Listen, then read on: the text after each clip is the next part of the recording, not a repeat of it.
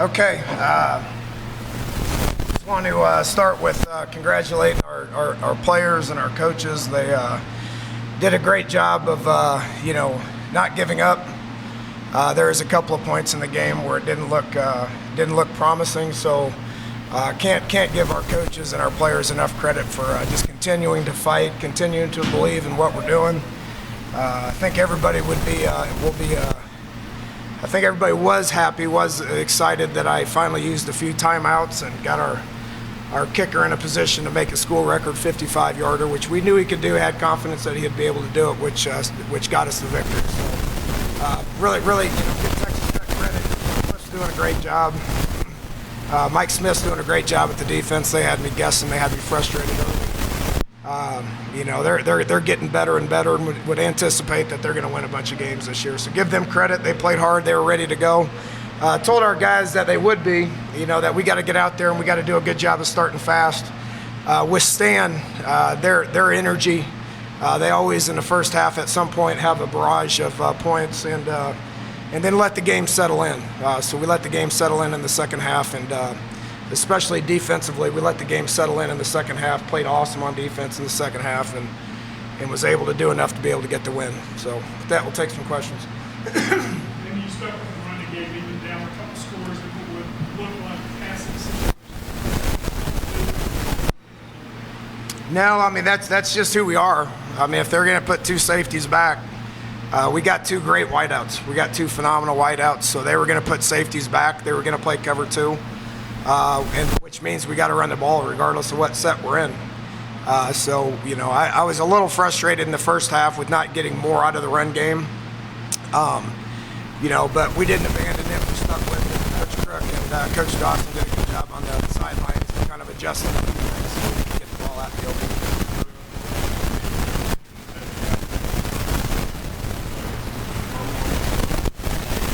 Yeah, going back to kind of what I just said, they played those safeties deep and wide just to take away our outside receivers. When you got guys like Kevin and Mario that are so dominating, it opened up a lot of stuff for Jordan. He went in there. He didn't get the start because DeKeel, I think, has been playing pretty good.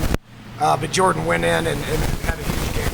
The touchdown was great. He ran the route and made some big catches down the stretch as well. You talked to Lambert yet? Who? I saw you talking on the field. Can you just say what you would? I didn't say anything to him. I don't need to say anything to him. I knew when he missed that one in the fourth quarter, I knew we were in great shape. Because I knew he had come back and drill one when we needed it. So obviously I know who Josh is and is not rattled by any situation. So he's going to be a good one for years to come. What were you telling your team We had probably more opportunities than that to tie it. Both defenses held their own. Everybody wants to talk about our offense and their offense, but both defenses I thought stepped up and played pretty well. What was the double panic message? I just didn't talk to anybody. I figured it. I was coaching hard. I was talking. I was motivating. I was encouraging. I was yelling, and it was not working. So I just shut up and I let the coaches coach and I let the players play. This game last year was an example of not even better than the Maryland one. Yeah, it is. We just got done breaking it down in there, and one of the players, KJ Dillon, jumped in and broke it down unfinished. So that was good to hear. I've been talking about it a bunch. It's obviously good to see all the hard work that we've been putting in off season, through camp. Not finishing in a couple of games that I felt like we could have finished and won earlier in the year, and to have this opportunity to be able to finish and win is rewarding.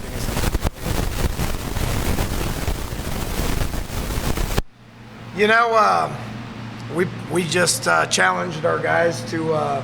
We played more man coverage, and we challenged our corners. It's obviously nice to have Worley back. Their inside receivers are problem. The matchups are a problem. So KJ Dillon and Carl Joseph were put in man coverage a lot, and they played better in man coverage in the second half than they did in the first half. And what's it feel like to win here? Yeah, it feels good. I've won here before. I've won here before. I've won a lot of games out there. This is a great place. I have many fond memories of this place. Came here at Oklahoma State, won a ball game a couple years ago. Did not play very well. It's good to finally get a win, yes.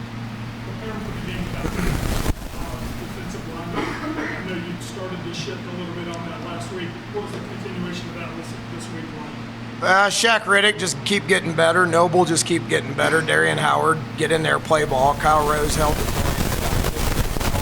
Brandon Golson's going to continue to get better. I personally challenged our defense to get to the quarterback because he had hours of time to throw in the first half. I challenged our guys, all of them. I don't care who's in there, if it's blitzes, if it's a three-man rush. We got to do a better job of getting there, and I thought we did a better job of getting there, and I think we'll continue to get better on, especially up front when it comes to pressure on the quarterback. And you measure the magnitude of winning this game to go 4-2 as opposed to 3-3. I mean, how big of a difference is that? One game. It's a difference in one game. You can say, well, this is a big game and a must-win. Well, so Baylor's not, and TCU's not, and Oklahoma State's not, and Iowa State's not, and Texas is not. They're all the same. Big 12 is a great conference. Probably was a little bit underestimated at the beginning of the year. It doesn't matter who you play, where you play, it's going to be challenging. So our job is to put our best foot forward each and every week, regardless if we win or if we lose. It's, go back home, reload on Sunday, and get it over with, and move on to the next one, which is what we'll do tomorrow. Long flight home. Enjoy this victory, and then we will, come in tomorrow and put this one to bed and start getting better, ready for Baylor. I think you said at halftime you couldn't block anyone, right? You said they were better than different things for the guys who played better. It's probably obviously a little bit more complicated than that. I thought we did a bad job of tackling and we did a bad job of blocking. That's basic, sound, fundamental football. And I do think they tackled better than we did in the first half, and I think they blocked better than we did in the first half. Challenged them to do a better job in the second half, and our guys went out and really played well. All right, thank you all.